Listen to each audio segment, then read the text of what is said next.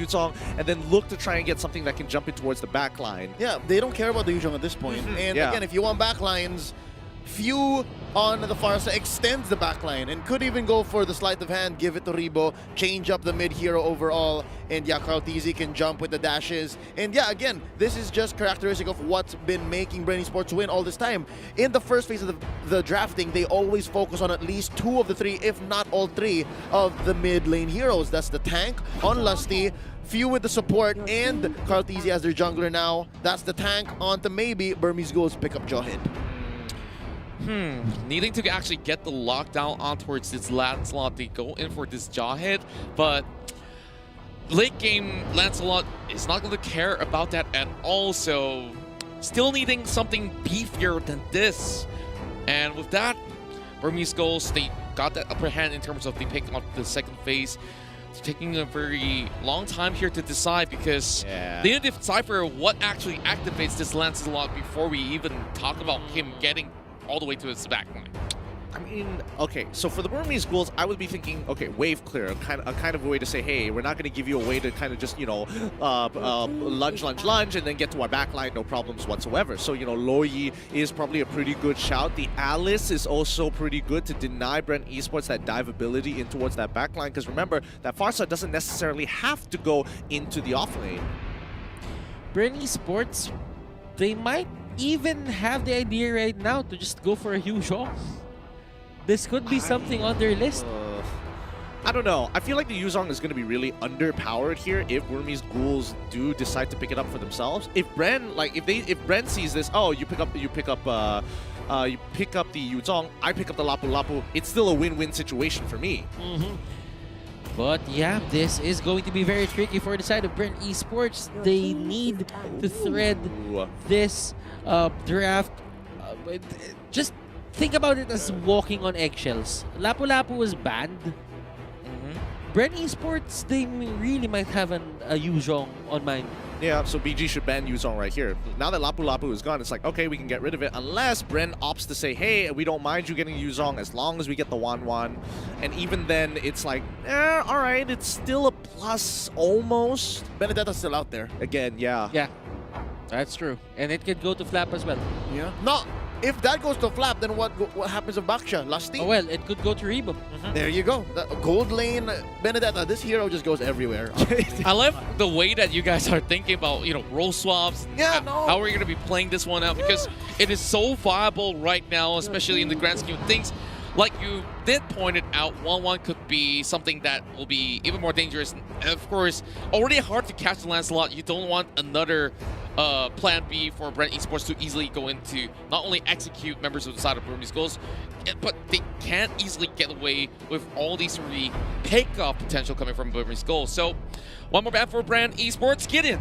Harith, Lunox, also pretty good shout-outs here for the side of Bren.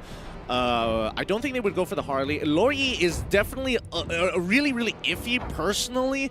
I personally believe that is definitely like not exactly the best of choices, but it does have its benefits unless Burmese Ghouls, because I can't foresee what their final pick is going to be.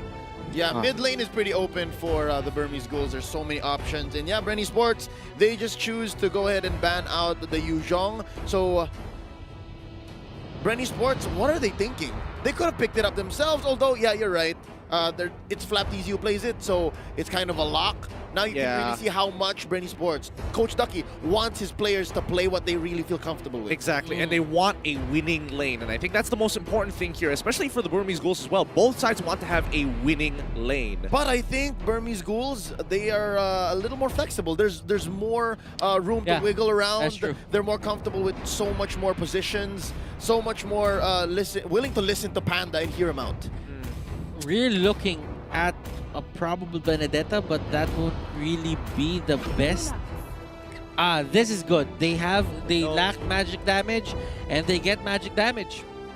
Well, do they really have something that they can actually hold a fort with, though, coming from the side of Burmese Ghouls? Because, yes, surefire power, that's definitely a great idea, but Jawhead right now has so much responsibility once he goes in, but Bren Esports could have possibly gone in for a free half pick that you mentioned. I mean, I think at Bren, they've got a number of options. They could either go Popo Kupal, Loyi, Popo Kupal or Loyi, one or the other. Oh, yeah. They could go for the Eudora, which kind of fills up that position of that Popo and Kupal, but it's really dependent on do they want magic or do they want to have that physical damage. And at the end of the day, Harith, I think, is a pretty good shout, especially in the off lane. Oh yeah, Savannah is still up on the field. Oh. That's going to be the tank for Lusty. And hold Oh, on, wow. it's Cho. Cho is going to be played by Lusty. Rebo on the far side. And yeah, this is, wow, how they circled around to this draft, the fundamental Bren Esports draft. I like it. I like it. What about you, Butters?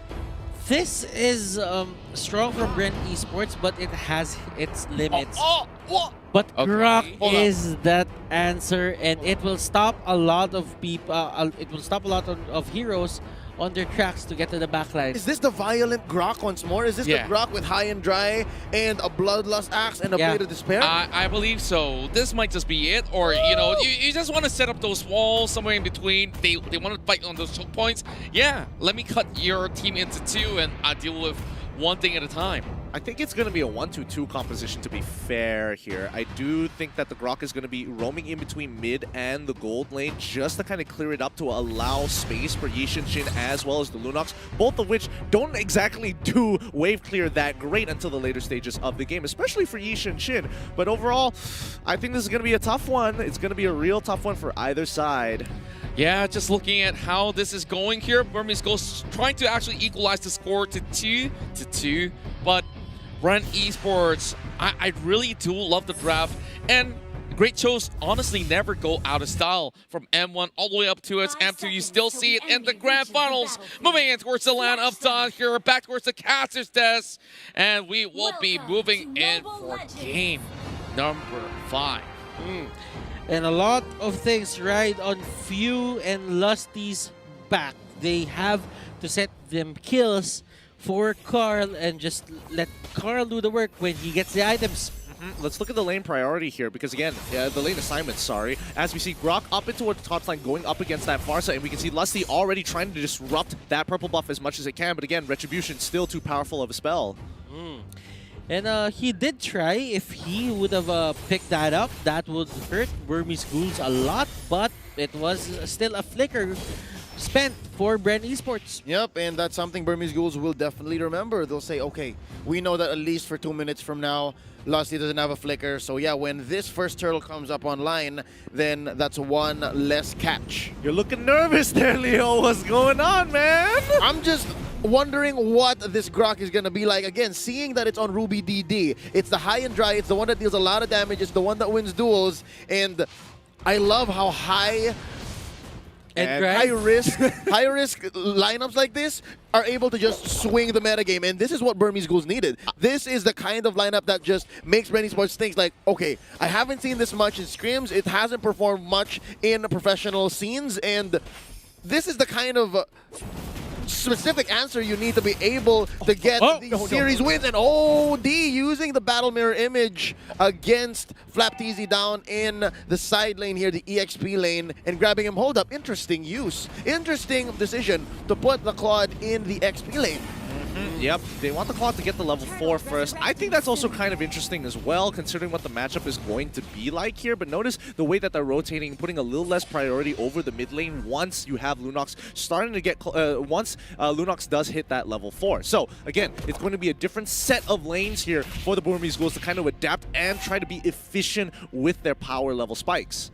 Bren Esports, they have been beaten by Burmese Ghouls with this Lancelot pick. Flapteezy trying to go for maybe.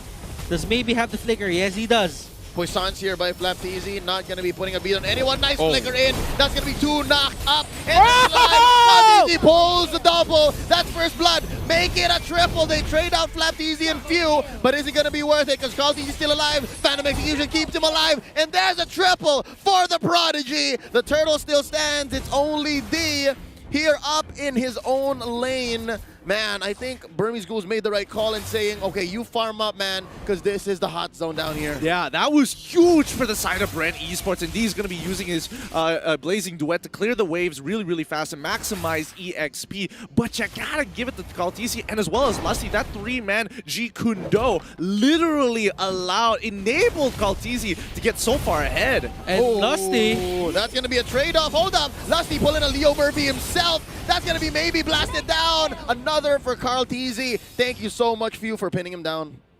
why are you thinking the player? No, I mean, no, it's the player who said thank you. Oh, okay, all right, I got ya. Dude, But still, Carl, this is the problem for these kinds of Groks. I mean, Grok is strong when you're sticking to the wall, but then again, you need to get a bit of levels just to proceed or just to have the progression in terms of being tanky.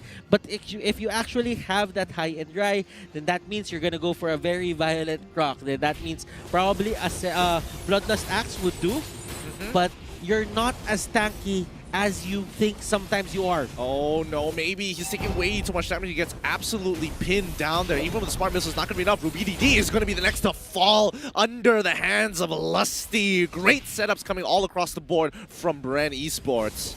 And Carl Teasy here just showing us, if you shut down this Lancelot pick when we first met, this is a new Lancelot special that I'm bringing to you guys right now.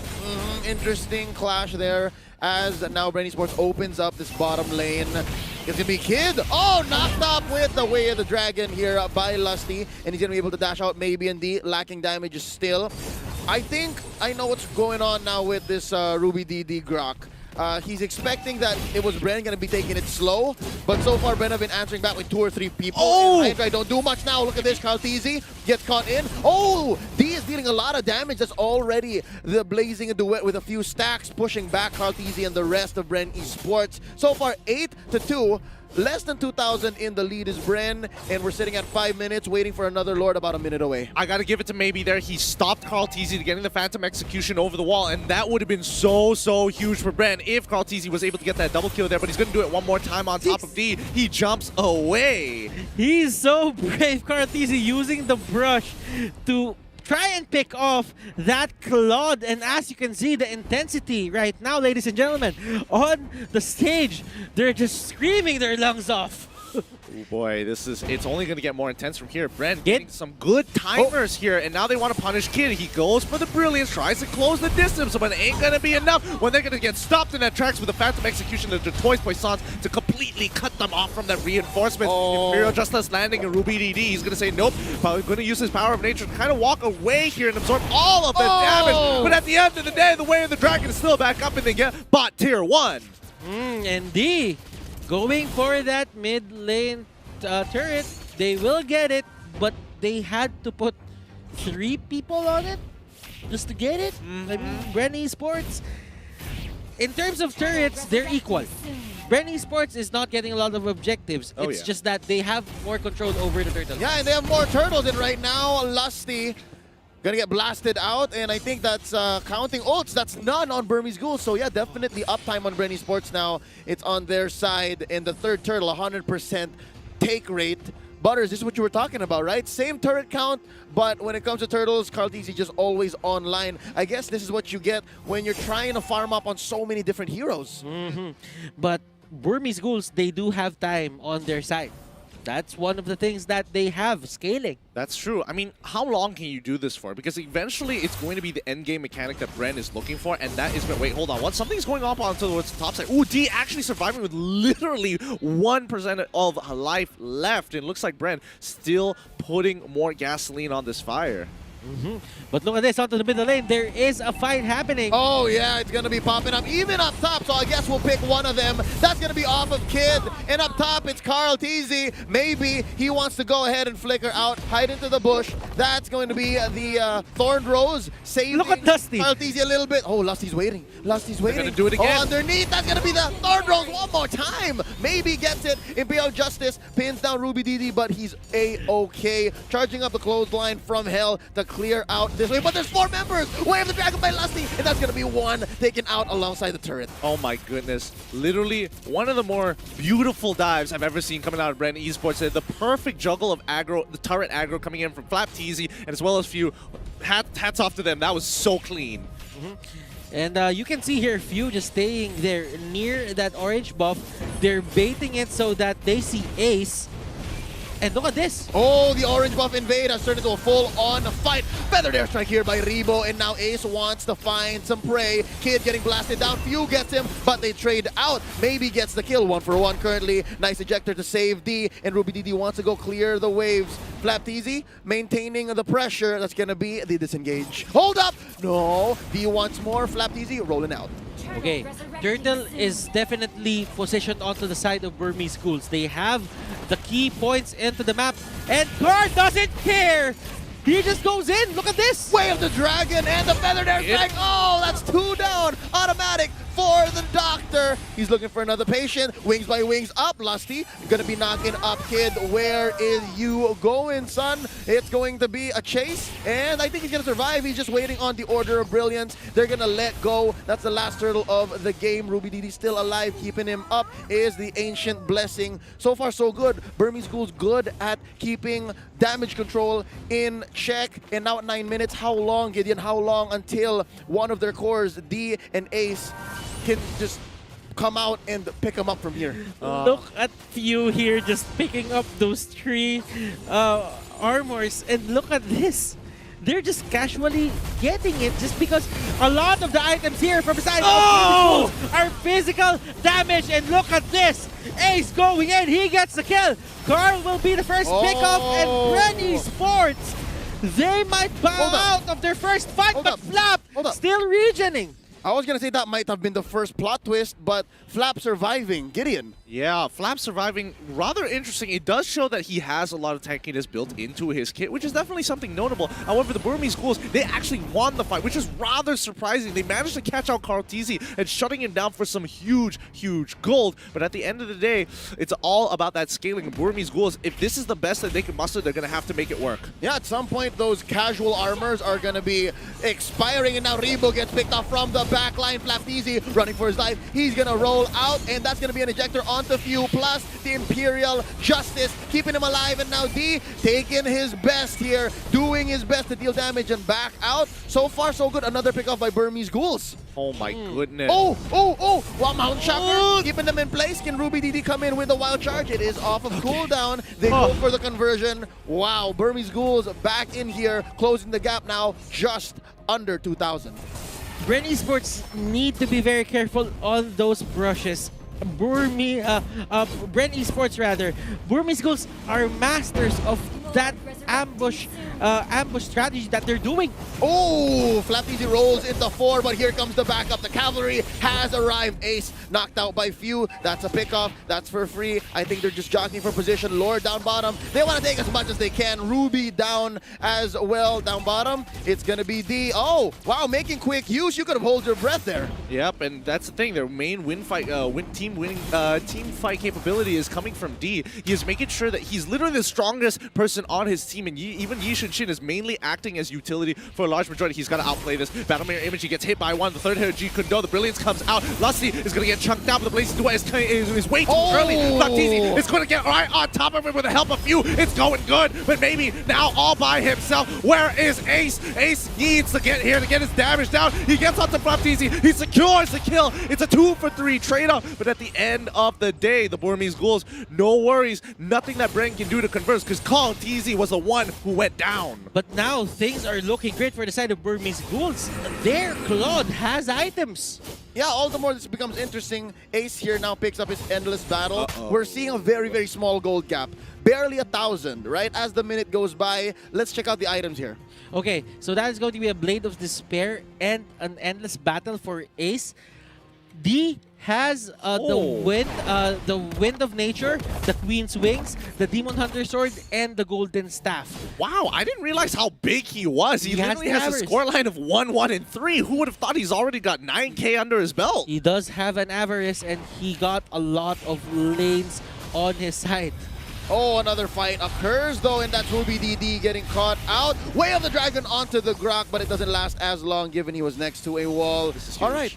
So far, Burmese Ghouls are getting better at this. Oh, nice ejector onto Few. Few gonna be dashing out, and in comes D, blazing the way into the back line. Few goes down, Kid gets the kill, and now Flapteezy looking low. He's not gonna be saved by the third place Sans. That's gonna be 2 for free, going to the Burmese Ghouls. Rebo pushing them back. This right here is all that Bren Esports can do. Slowly but surely, we're entering the end game, and Burmese Ghouls, once more, we mentioned earlier, they have the late game in the bag. Bren They do have the late game on the bag.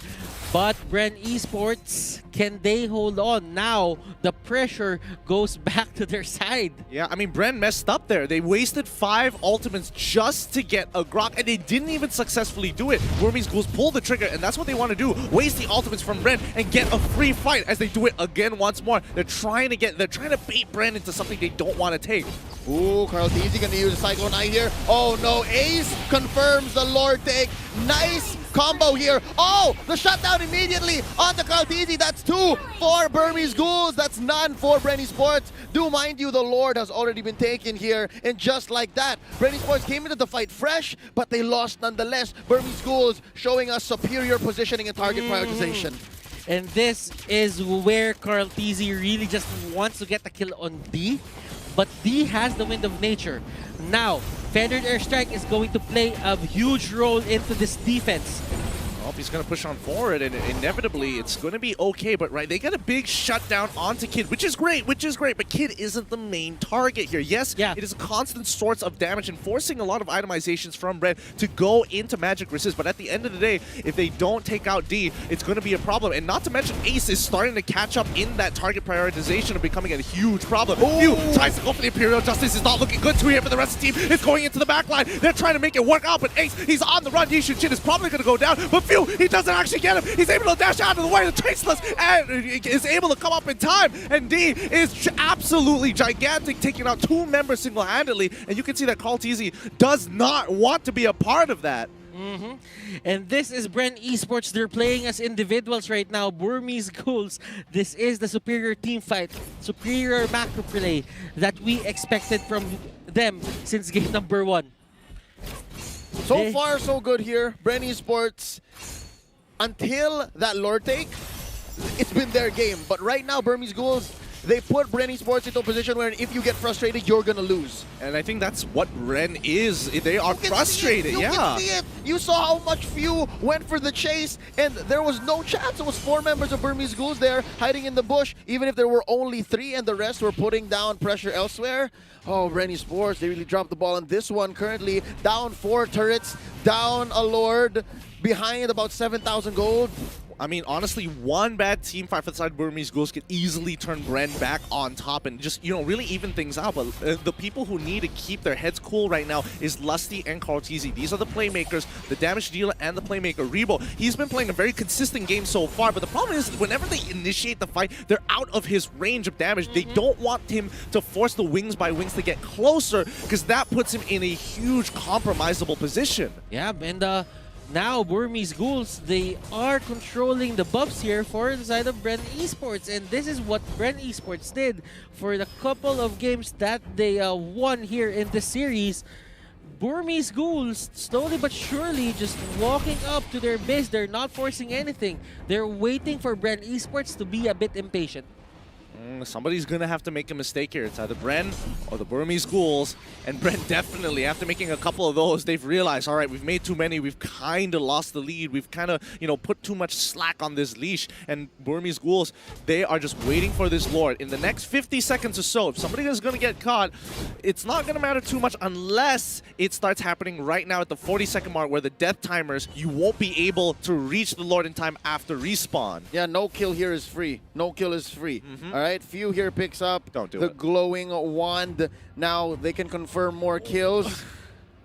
Maybe. I think maybe is the only one who can really afford to die given the pull yourself together. And look at this, a silent war between tanks. Agreed, but again, you don't want to be the first one who dies. Phew, he walks up because he knows, okay, at the end of the day, I can kind of get out. I have mechanics to do that, and it covers a lot of distance. But you can see that Lusty, he is hesitant. He's walking up and he's like, no, I don't want to be the one who goes down because he is so important to the team. That Wave the Dragon is going to be a make it or break it. Look at this turtle. Look at this Lord, rather. Yep. There's the Luminous Lord. He's up. Carl Teasy picks up an Immortality. Now the fight is broken down. Flap Teasy, Puissance after the ejector. We're taking it slow because I know that both teams don't want to pull the trigger here willy-nilly. This is going to matter. Whoever gets out of this, whether by a big margin or by a very small trade. Oh, hold up. He gets caught by the Imperial Justice. That's going to be the starting punch here from Bren Esports. And they burst down one. That's going to be Rebo taken out. They're not looking for anything else. A trade. Where do you find it? Few going to be flickering out. They've already split the pie here, and now Flap Teasy destroyed by maybe 2 for none so far, and Few is scared of Ruby DD. This is where Ruby DD wants you. Few. Forced out of his base, he cannot join the defense. Ruby DD doesn't want to take him down here as much as possible.